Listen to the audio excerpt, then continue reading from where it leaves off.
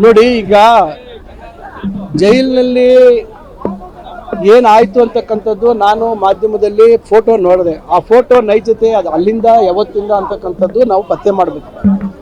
ನಿಖರವಾಗಿ ಆ ರೀತಿ ಏನಾದರೂ ಜೈಲಿನಲ್ಲೇ ಆ ಥರ ಏನಾದರೂ ಉಲ್ಲಂಘನೆಗಳಾಗಿದ್ದರೆ ಖಂಡಿತ ಮೇಲಧಿಕಾರಿಗಳು, ನಮ್ಮ ಗೃಹ ಸಚಿವರು ಕಠಿಣವಾದಂಥ ಕ್ರಮಗಳು ತೆಗೆದುಕೊಳ್ತಾರೆ. ಯಾಕೆಂದರೆ ಪ್ರತಿಯೊಂದು ಆಡಳಿತ ವ್ಯವಸ್ಥೆಯಲ್ಲಿ ಎಲ್ಲೋ ಮೂಲೆಯಲ್ಲಿ ಯಾರೋ ಅಧಿಕಾರಿಗಳು ಬೇಜವಾಬ್ದಾರಿಯಿಂದ ತಪ್ಪು ಮಾಡ್ತಾರೆ. ಸರ್ಕಾರಕ್ಕೆ ಸರ್ಕಾರದ ಮೇಲೆ ಬರ್ತದೆ ಅಂದರೆ ಎಲ್ಲ ನಾವು ನಿಗಾ ಇಡ್ಲಿಕ್ಕೆ ಸಾಧ್ಯ ಇಲ್ಲ. ಯಾಕಂದರೆ ಜವಾಬ್ದಾರಿತ ಸ್ಥಾನಗಳಲ್ಲಿ ಜವಾಬ್ದಾರಿತ ಅಧಿಕಾರಿಗಳಿರ್ತಾರೆ. ಅವರು ಆ ಕೆಲಸಗಳನ್ನು ಅವರು ಇತಿಮಿತಿಗಳಲ್ಲಿ ಕಾನೂನಿನ ವ್ಯಾಪ್ತಿ ಒಳಗೆ ಅವ್ರು ಮಾಡಬೇಕಾಗತ್ತೆ. ಎಷ್ಟೇ ದೊಡ್ಡ ವ್ಯಕ್ತಿಗಳಿರ್ಬೋದು, ಈ ಸದ್ಯಕ್ಕೆ ಅಪರಾಧಿ ಸ್ಥಾನದಲ್ಲಿ ನಿಂತಿದ್ದಾರೆ. ಅವ್ರಿಗೇನು ಕಾನೂನಲ್ಲಿ ಏನೇನು ಅವರಿಗೆ ಸವಲತ್ತು ಕೊಡಬೇಕು ಅಂತಕ್ಕಂಥ ಅವಕಾಶ ಇದೆ, ಅದನ್ನು ಕೊಡ್ತಕ್ಕಂಥದ್ರಲ್ಲಿ ಯಾರ್ದು ಅಭ್ಯಂತರ ಇಲ್ಲ. ವಿಶೇಷವಾದಂಥ ಒಂದು ಸವಲತ್ತುಗಳು ಕೊಟ್ಟಾಗ ಅವರೇ ಹೊಣೆಗಾರರಾಗ್ತಾರೆ. ಖಂಡಿತ ಬಹುಶಃ ತನಿಖೆ ಮಾಡಿ ಅದು ಸತ್ಯ ಸಾಬೀತಾದರೆ ಖಂಡಿತ ಅವ್ರ ಮೇಲೆ ನಮ್ಮ ಸರ್ಕಾರ, ನಮ್ಮ ಗೃಹ ಸಚಿವರು ಸೂಕ್ತವಾದಂಥ ಕಾನೂನು ನಿರ್ಧಾರ ತೆಗೆದುಕೊಳ್ತಾರೆ.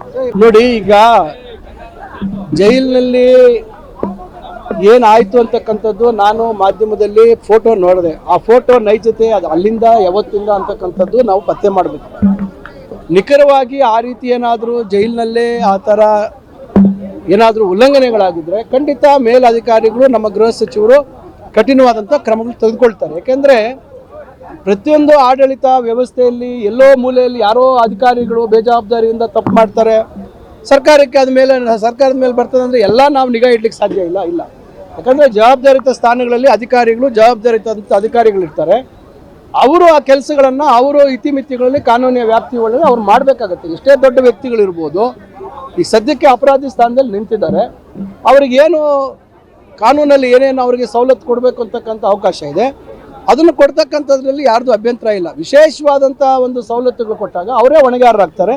ಖಂಡಿತ ಬಹುಶಃ ತನಿಖೆ ಮಾಡಿ ಅದು ಸತ್ಯ ಸಾಬೀತಾದರೆ ಖಂಡಿತ ಅವ್ರ ಮೇಲೆ ನಮ್ಮ ಸರ್ಕಾರ, ನಮ್ಮ ಗೃಹ ಸಚಿವರು ಸೂಕ್ತವಾದಂಥ ಕಾನೂನು ನಿರ್ಧಾರ ತೆಗೆದುಕೊಳ್ತಾರೆ.